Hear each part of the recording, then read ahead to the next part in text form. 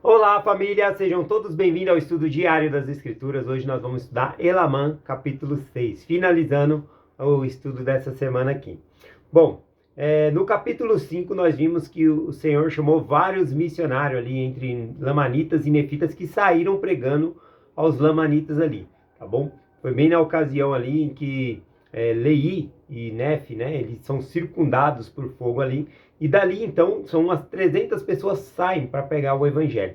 A consequência disso é que muitos se converteram e entrega de volta a terra para os nefitas, né? E não precisou de guerra, eles entregaram as terras que eles tinham tomado ali dos nefitas. E aqui no capítulo 6 a gente começa a ver aqui então que a retidão que havia entre os lamanitas era muito superior à retidão que tinha entre os nefitas, né? Ou seja, todos os membros novos estavam com fogo nos ossos, né? Pregando o evangelho, ajudando as pessoas. Eu gosto muito quando batiza gente nova na igreja, que ele vem com ânimo novo ali para ajudar. Então, esses eram os lamanitas convertidos, tá bom? Eles estavam com sangue de gente nova, né? No evangelho ali, então eles se esforçavam mais, cada vez mais, para guardar os mandamentos. Aqui também no versículo 2 diz que os nefitas, por outro lado, estavam se tornando insensíveis. Eles não buscavam a palavra de Deus, não guardavam os mandamentos. Versículo 3 em diante diz assim, ó: Não obstante, o povo da igreja sentiu grande alegria em face da conversão dos lamanitas, sim, em virtude da igreja de Deus haver sido organizada entre eles. E fraternizaram-se juntos, e regozijaram, e tiveram grande alegria. E aconteceu que muitos dos lamanitas desceram para a terra de Zaraela e contaram ao povo de Nefe como se haviam convertido, exortando-os à fé e ao arrependimento. Eu acho lindo isso, que após a conversão dos lamanitas, eles estão aqui como membros novos, vão até os nefitas e compartilham a mensagem, e eles também vão se converter, né? Aqueles que haviam abandonado a igreja, voltam. Sim, muitos pregaram com tão grande poder e autoridade, que levaram a muitos a se humilharem profundamente, converterem-se e serem humildes seguidores de Deus e do Cordeiro. Então a exortação dos lamanitas aqui surtiu o efeito nos lamanitas, nos nefitas. O versículo 7 diz: Eis que houve paz em toda a terra, tanto que os nefitas iam de qualquer parte da terra que quisessem, fosse entre os nefitas ou entre os lamanitas. Então, após essa conversão aqui, tanto nefita como lamanita podiam ir onde queriam e não eram presos, né? Aqui, por exemplo, do versículo 8 ao 12 aqui, fala que eles iam onde desejavam. E com isso havia um intercâmbio entre eles para negociar, para comprar, para vender. Então tinha livre acesso. Isso fez com que eles pudessem se tornar ricos, né? Com essa paz que havia entre nefitas e lamanitas. Eles negociavam, obtinham lucros e cada vez estavam mais ricos, tá bom? Quanto às coisas do mundo. Então aqui fala que eles plantavam, pegavam minerais, ouro, prata, rebanho, tudo isso estava em abundância por causa da paz que estava reinando entre os dois aqui. O versículo 13 diz: E as mulheres trabalhavam e fitavam e faziam toda a sorte de tecido fino e tecidos de todo tipo para cobrir a nudez. E assim transcorreu em paz o 64º ano.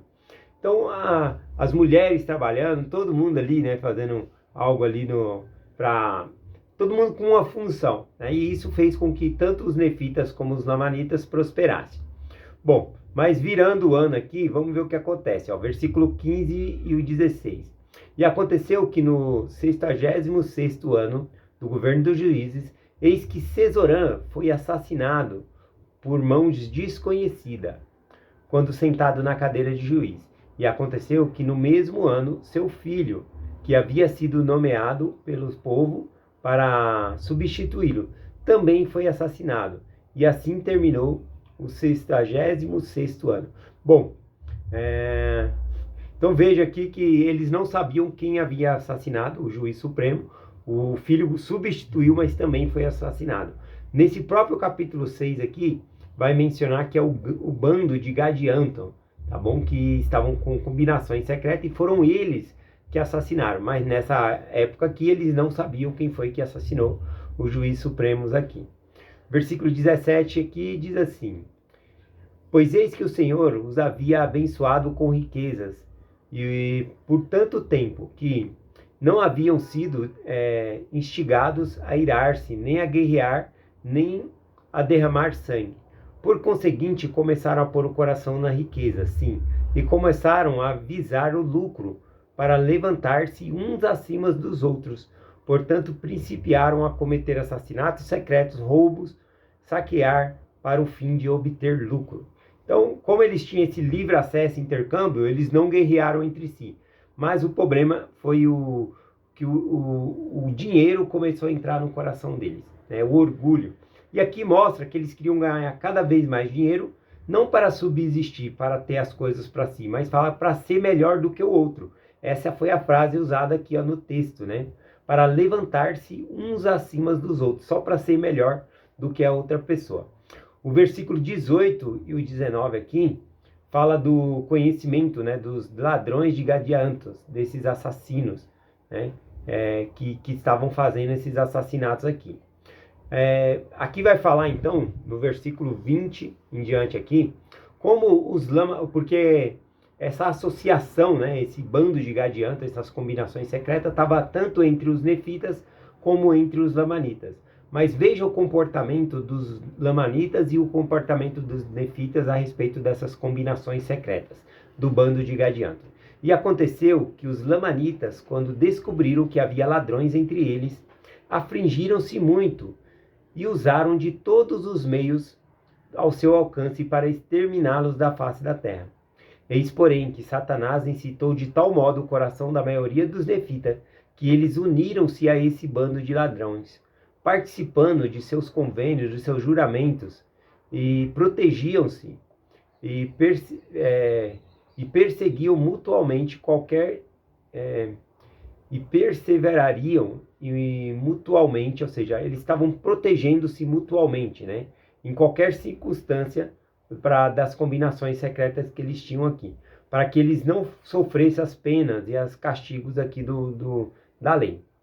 E eles eram castigados apenas se eles quebrassem uma lei da própria organização deles ali criminosa.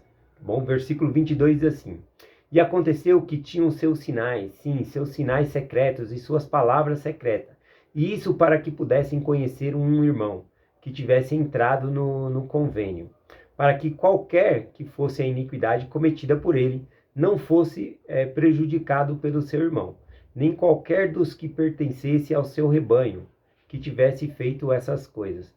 Bom, no capítulo da semana que vem que nós vamos ler, a gente vai ver que esse bando secreto aqui, eles acabam assassinando uns aos outros. Ambos pertencem ao bando de Gadianto e eles mesmos estão se engalfiando, né? Ou seja, cobra comendo cobra, né? Nesse sentido aqui.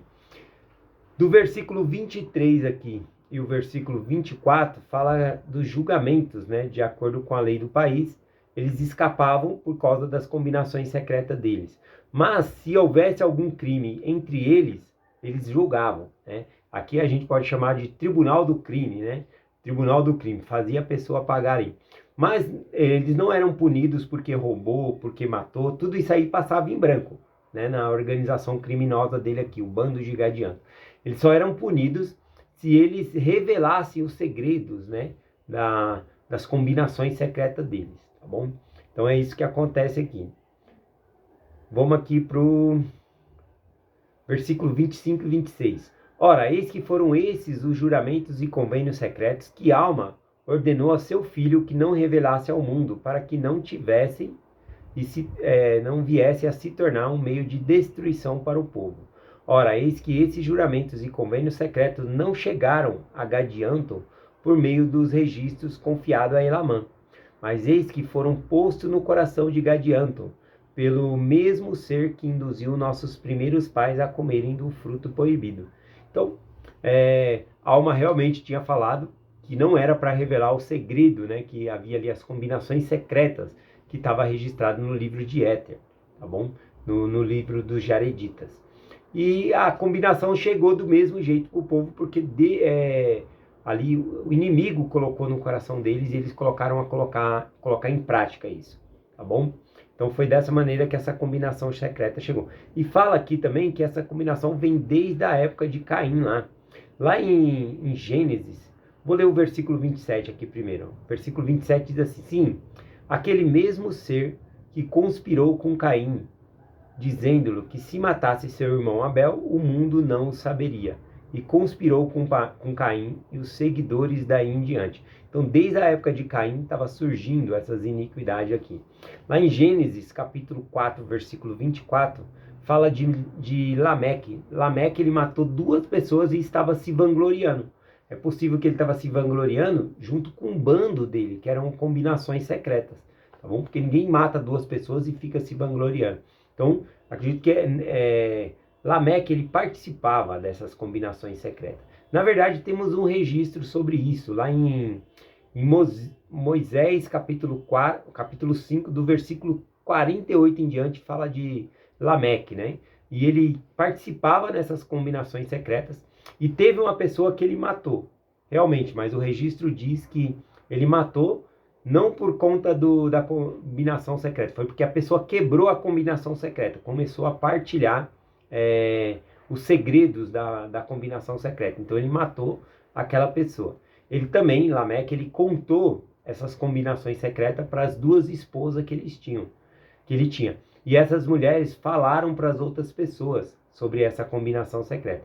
E por elas terem feito isso, esse Lameque foi expulso, né, do meio deles. Ele sumiu, porque senão ele seria morto. Porque se um contasse para outra combinações secretas e ensinasse para outras pessoas, essa pessoa deveria ser morta, né? Então, era o tribunal do crime deles aqui. Vamos lá, finalizando aqui, versículo 28. Elamã, capítulo 6, versículo 28. E foi também esse mesmo ser que pôs no coração do povo a ideia de construir uma torre tão alta que alcançasse o céu. Então aqui está falando do diabo, né? O diabo, ele incitou lá na antiguidade construir uma torre que chegasse ao céu, né? Claro que isso significava eles estabelecer o próprio reino deles. Eles queriam um reino único na qual só eles dominariam. E Deus não aceitou isso, né? Essa tirania que haveria ali. Então o Senhor destrói, né, a torre de Babel e confunde a língua do povo aqui. Do versículo 29 ao 33 aqui, é dito, né, que os nefitas, eles espazinharam os mandamentos de Deus. Espazinharam aqui, eu não conhecia essa palavra não. Significa que tratar mal, com menosprezo, ofender ou humilhar. Então eles tratavam mal os mandamentos, eles tinham uma repulsa aos mandamentos de Deus aqui, tá bom? Também nesses versículos diz que o diabo, né, ele é o autor de todo pecado,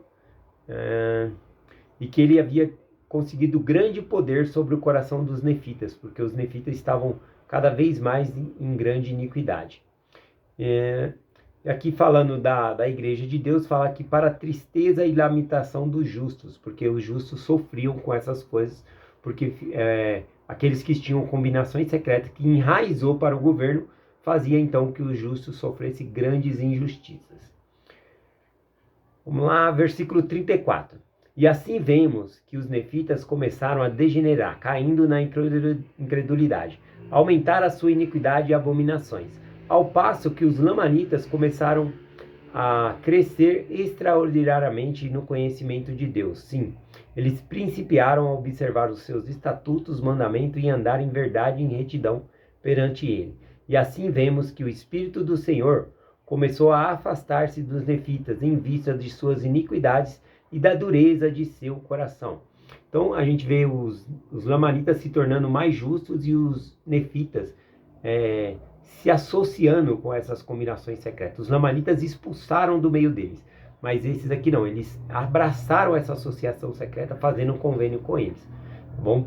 E aqui então a gente viu que em consequência disso o Espírito do Senhor se afastou dos nefitas.